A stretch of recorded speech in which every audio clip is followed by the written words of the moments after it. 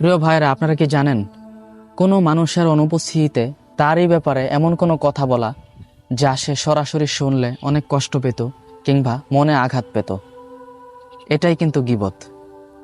এই গীবত সংক্রান্ত বিষয়ে মহান আল্লাহ তাআলা পবিত্র আল কুরআনের মধ্যে আমাদেরকে সুন্দরভাবে বলে দিয়েছেন। আপনাদেরকে আমি একটি আয়াত শোনাচ্ছি। ولا يغتب بعضكم بعضا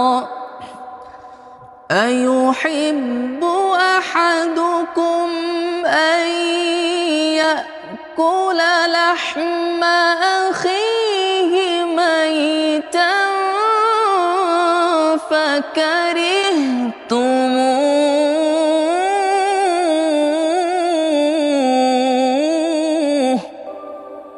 অর্থাৎ মহান আল্লাহ তাআলা এই আয়াতের মধ্যে বলেন